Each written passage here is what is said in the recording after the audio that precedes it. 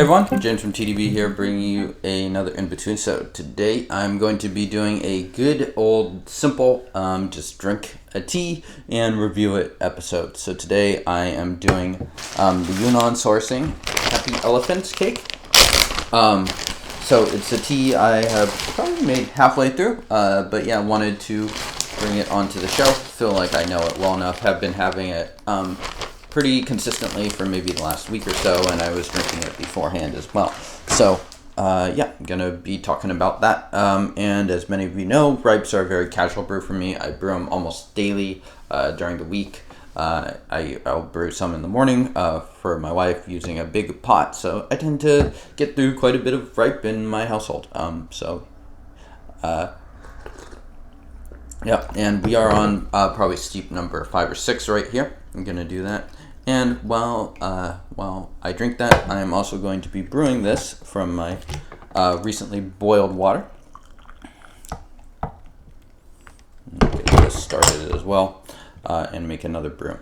Yeah. So one thing I like about this tea is that it has a nice vibrancy to it. I've been drinking a lot of traditionally stored ripe tea, and I really like those teas. I think that it brings a very interesting element to it. But moving back to sort of these more freshly made ripes that are less stored than those teas,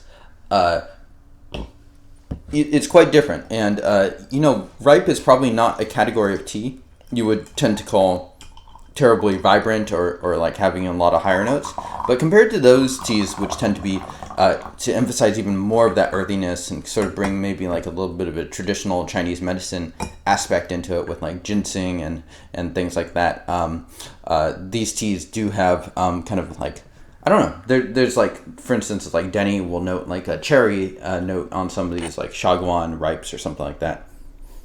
And I get something similar from this. It's not exactly a cherry note, but it's a little bit more into sort of like that sweet, berry, fruity category of teas. And that is pleasant to have here and there. So it's quite a contrast versus like something like the purple cake that I've been drinking pretty recently. So here we go. Cheers.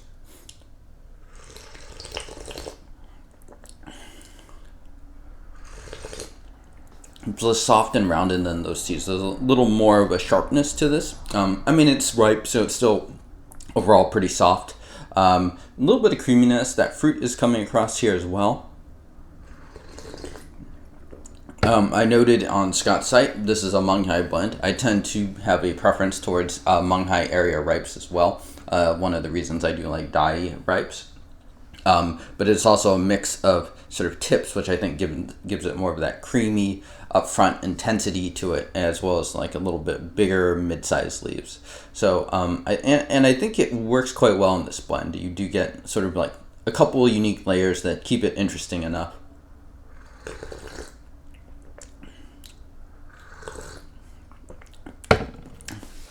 Yeah, a nice mix. This is not an overly sweet ripe, but it also has enough of that sort of like very sweet material mixed in to make it a pretty good balance. So here I am, moving on to steep number 6 or 7. Cheers.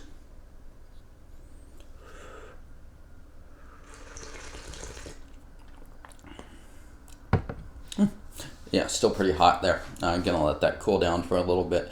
But yeah, very pleasant, just sort of daily drinker. I bought a couple of ripes from Scott maybe half a year ago, and I kind of got sidetracked with Yunnan ripes, and this is one of them. So gonna be bringing on the rat ripe at some point in the future as well.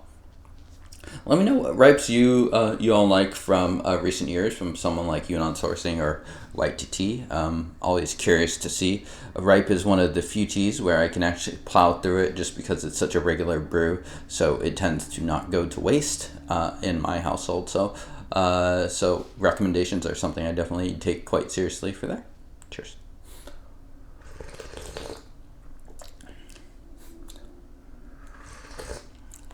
Yeah, Scott has a bawang cake that I was a big fan of the 2019 version, so I'm curious to try the 2021 That's one I've had my eyes on.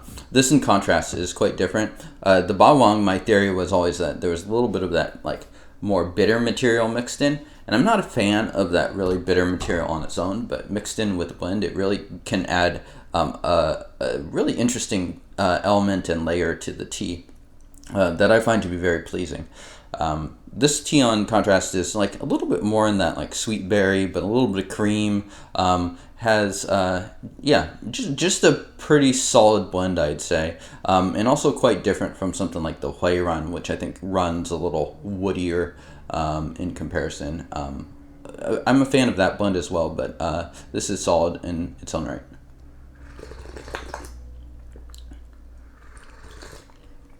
Okay, so yeah, I think that just wraps up this in between. So, gonna give this tea a 6.1 rating. So pretty solid tea. Definitely one I can recommend as sort of just a solid daily chugger. I think the price is quite affordable too, if I recall correctly. So thank you all for tuning in, and I will see you all next time.